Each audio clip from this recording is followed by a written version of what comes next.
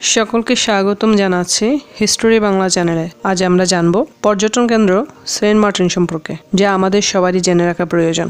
বাংলাদেশের একটি প্রবাল দ্বীপ ও পর্যটন কেন্দ্র সেন্ট মার্টিন দ্বীপ। সেন্ট মার্টিন দ্বীপ হল বাংলাদেশের সর্বদক্ষিণে বঙ্গোপসাগরের উত্তর পূর্বাংশে অবস্থিত একটি ছোট প্রবাল দ্বীপ। এটি কক্সবাজার জেলার টেকনাফ হতে প্রায় 10 কিলোমিটার দক্ষিণে ও মায়ানমারের উপকূল হতে 8 কিলোমিটার পশ্চিমে নাফ নদীর মোহনায় অবস্থিত। এটি নারিকেল জিঞ্জিরা, জাজিরা, দারুচিনি দ্বীপ বা দেড়দিওয়াসা দ্বীপ নামেও পরিচিত।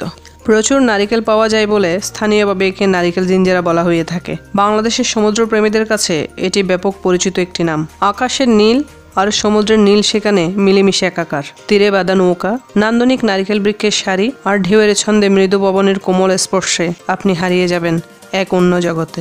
বালি, পাথর, প্রবাল কিংবা জীব বৈচিত্র্যের সমন্বয়ে জ্ঞান আর ভ্রমণ পিপাসু মানুষের জন্য অনুপম অবকাশ কেন্দ্র সেন্ট মার্টিন। স্বচ্ছ পানিতে জেলিফিশ, হরেক রকমের সামুদ্রিক মাছ, কচ্ছপ, প্রবাল বিশ্ব রহস্যের জীবন্ত পাঠশালায় পরিণত করেছে সেন্ট মার্টিন ও তার চারপাশের এলাকাকে। এটি বাংলাদেশের একমাত্র প্রবাল দ্বীপ। কক্সবাজার জেলা শহর থেকে 120 কিলোমিটার দূরে সাগরবক্ষের একটি ক্ষুদ্র দ্বীপ সেন্ট মার্টিন। চারদিকে শুধু পানি আর পানি, আর এখানকার অধিবাসীদের প্রায় সবারই পেশা মৎস্য শিকার। তবে ইদানিং পর্যটন শিল্পের বিকাশের কারণে অনেকে রেস্টুরেন্ট, আবাসিক হোটেল কিংবা গ্রোসারি শপের মাধ্যমে জীবিকা নির্বাহ করছে।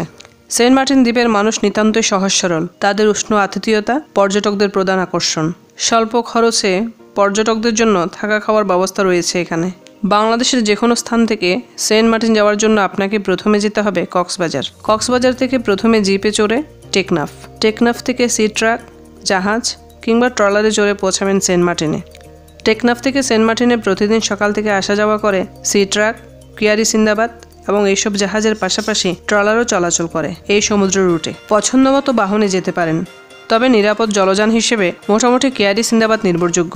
এইসব জাহাজে টেকনাফ থেকে সেন্ট মার্টিন যেতে সময় লাগে 2 ঘন্টার মতো। অন্যদিকে প্রতিদিন বিকাল 3টার সময় এইসব জাহাজ সেন্ট মার্টিন ছেড়ে আসে। শীত মৌসুমে সমুদ্র শান্ত থাকে এবং গ্রীষ্ম বর্ষা মৌসুমে সমুদ্র উত্তাল থাকে, তখন চলাচল ঝুঁকিপূর্ণ হয়। 2022 সালের 4 জানুয়ারি বন্যপ্রাণী আইন 2012 অনুযায়ী সেন্ট মার্টিন দ্বীপ সংলগ্ন বঙ্গোপসাগরের 1743 বর্গ কিলোমিটার এলাকাকে সামুদ্রিক সংরক্ষিত এলাকা হিসেবে ঘোষণা করে পরিবেশ মন্ত্রণালয়। প্রথম কবে মানুষ এই দ্বীপটিকে শনাক্ত করেছিল তা আজও জানা যায়নি, তবে সর্বপ্রথম কিছু আরব বণিক এই দ্বীপটির নামকরণ করেছিল জিঞ্জিরা।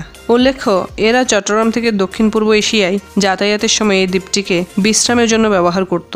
কালক্রমে চট্টগ্রাম এবং তৎসংলগ্ন মানুষ এই দ্বীপটিকে জিঞ্জিরা নামেই চিনত। 1890 খ্রিস্টাব্দের দিকে কিছু বাঙালি এবং রাখাইন সম্প্রদায়ের মানুষ এই দ্বীপে বসতি স্থাপনের জন্য আসে। এরা ছিল মূলত মৎস্যজীবী। যতটুকু জানা যায়, প্রথম অধিবাসী হিসেবে বসতি স্থাপন করেছিল 13টি পরিবার। এরা বেছে নিয়েছিল এই দ্বীপের উত্তরাংশ। কালক্রমে এই দ্বীপটি বাঙালি অধ্যুষিত এলাকায় পরিণত হয়। আগে থেকে এই দ্বীপে কেয়া এবং ঝাউ গাছ ছিল। সম্ভবত বাঙালি জেলেরা জলকষ্ট এবং ক্লান্তি দূরীকরণের অবলম্বন হিসেবে প্রচুর পরিমাণে নারিকেল গাছ এই দ্বীপে রোপণ করেছিল। কালক্রমে পুরো দ্বীপটি একসময় নারিকেল গাছ প্রধান দ্বীপে পরিণত হয়। এই সূত্রে স্থানীয় অধিবাসীরা এই দ্বীপের উত্তরাংশকে নারিকেল জিঞ্জিরা নামে অভিহিত করা শুরু করে। 1900 খ্রিস্টাব্দের দিকে ব্রিটিশ ভূজরিপ দল এই দ্বীপকে ব্রিটিশ ভারতের অংশ হিসেবে গ্রহণ করেছিল। জরিপে এরা স্থানীয় নামের পরিবর্তে একজন খ্রিস্টান পোপ সেন্ট মার্টিনের নামানুসারে সেন্ট মার্টিন নাম প্রদান করে। এরপর ধীরে ধীরে এই অঞ্চলের বাইরের মানুষের কাছে দ্বীপটি সেন্ট মার্টিন নামে পরিচিতি লাভ করে। চট্টগ্রাম বিশ্ববিদ্যালয়ের উদ্ভিদবিদ্যা বিভাগের অধ্যাপক শেখ বখতিয়ার উদ্দিন এর মতে 1900 খ্রিস্টাব্দের দ্বীপটিকে যখন ব্রিটিশ ভারতের অন্তর্ভুক্ত করা হয়, তখন চট্টগ্রামের জেলা প্রশাসক মার্টিনের নাম অনুসারে দ্বীপটির নামকরণ করা হয়েছিল। দ্বীপটিতে খ্রিস্টান জনবসতি এবং কোনো গির্জা না থাকায় একজন পোপের নামে দ্বীপটির নামকরণ সঠিক ইতিহাস নয় বলে মনে করা হয়। সেন্ট মার্টিন দ্বীপের আয়তন উত্তর দক্ষিণে প্রায় 8 বর্গ কিলোমিটার লম্বা। এই দ্বীপের 3 দিকের ভিতশিলা যা জোয়ারের সময় তলিয়ে যায় এবং ভাটার সময় জেগে ওঠে। এগুলোকে ধরলে এর আয়তন হবে প্রায় 10 থেকে 15 বর্গ কিলোমিটার। দ্বীপের প্রস্থ প্রায় কোথাও 700 মিটার, আবার কোথাও 200 মিটার। দ্বীপটির পূর্ব, দক্ষিণ ও পশ্চিম দিকে সাগরের অনেক দূর পর্যন্ত অগণিত শিলাস্তূপ আছে। সমুদ্রপৃষ্ঠ থেকে সেন্ট মার্টিন দ্বীপের গড় উচ্চতা 3.6 মিটার। সেন্ট মার্টিনের উত্তর পশ্চিম দিক জুড়ে রয়েছে প্রায় 10 থেকে 15 কিলোমিটার প্রবাল প্রাচীর। ভৌগোলিকভাবে এটি 3টি অংশে বিভক্ত। উত্তর অংশকে বলা হয় নারিকেল জিঞ্জিরা বা উত্তরপাড়া, দক্ষিণ অংশকে বলা হয় দক্ষিণপাড়া এবং এর সঙ্গে সংযুক্ত রয়েছে দক্ষিণ পূর্ব দিকে বিস্তৃত একটি সরু লেজের মতো একটি এলাকা এবং এই সংকীর্ণতম অংশটি গলাচিপা নামে পরিচিত। দ্বীপের দক্ষিণে 100 থেকে 500 বর্গ মিটার আয়তনের ছোট দ্বীপ আছে, যা স্থানীয়ভাবে ছেড়া দ্বীপ বা শিরাদিয়া দ্বীপ নামে পরিচিত। এটি একটি জনশূন্য দ্বীপ। বাটার সময় এই দ্বীপে হেঁটে যাওয়া যায়, তবে জোয়ারের সময় নৌকা প্রয়োজন হয়। সেন্ট মার্টিন দ্বীপটির ভূপ্রকৃতি প্রধানত সমতল, তবে কিছু কিছু বালিয়াড়ি দেখা যায়। এই দ্বীপটির প্রধান গাঠনিক উপাদান হলো চুনাপাথর। দ্বীপটির উত্তর পাড়া এবং দক্ষিণ পাড়া দুই জায়গারই প্রায় মাঝখানে জলাভূমি আছে।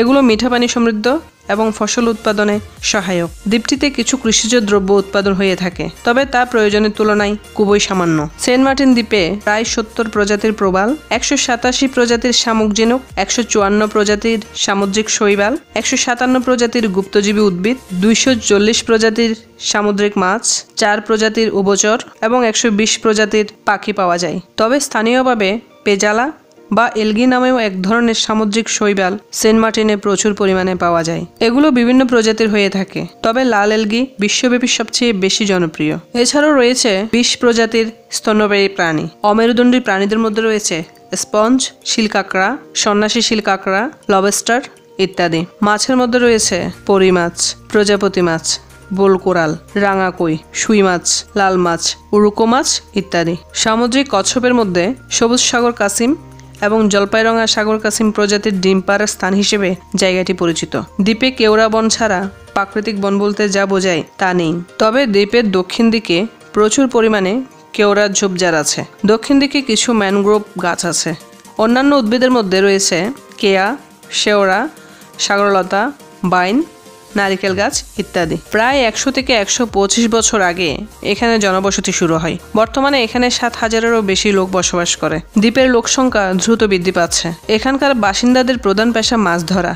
পর্যটক ও হোস্টেল ব্যবসায়ীরাই প্রধানত তাদের কাছ থেকে মাছ কেনেন। ছোট মাছ পাটিতে বিছিয়ে, পিটকালা মাছ বালুতে বিছিয়ে এবং বড় জাতের মাছ পেট বরাবর ফেরে মাচায় শুকানো হয়। এছাড়াও দ্বীপবাসী অনেকে মাছ, নারিকেল, পেজালা এবং ঝিনুক ব্যবসা করে। এছাড়াও কিছু মানুষ দোকানের মাধ্যমে জীবিকা নির্বাহ করে। ছোট ছোট শিশুরা দ্বীপ থেকে সংগৃহীত শৈবাল পর্যটকদের কাছে বিক্রি করে থাকে। পুরো সেন্ট মার্টিন দ্বীপে প্রচুর পরিমাণে নারিকেল এবং ডাব বিক্রি হয়। মায়ানমারের আরাকান থেকে আগত বাংলাভাষী রোহিঙ্গাদের দ্বীপ অঞ্চলে প্রায় সময় দেখা যায়। সেন্ট মার্টিন দ্বীপটি একটি জনপ্রিয় পর্যটন কেন্দ্র। পর্যটন মৌসুমে তথা নভেম্বর থেকে এপ্রিল মাসে এখানে প্রতিদিন 5 থেকে 7টি লঞ্চ বাংলাদেশের মূল ভূখণ্ড হতে আসা যাওয়া করে। সেন্ট মার্টিন দ্বীপে বর্তমানে বেশ কয়েকটি ভালো আবাসিক হোটেল রয়েছে। একটি সরকারি ডাকবাংলো আছে। সেন্ট মার্টিন দ্বীপের আইন শৃঙ্খলা পরিস্থিতি মোটামুটি ভালো। ভ্রমণ মানুষের মনকে আনন্দিত করে। ভ্রমণের জন্য সেন্ট মার্টিন দ্বীপ অসাধারণ একটি পর্যটন কেন্দ্র। ধন্যবাদ সকলকে। কথা হবে নতুন কোনো ভিডিও নিয়ে। ভালো থাকুন।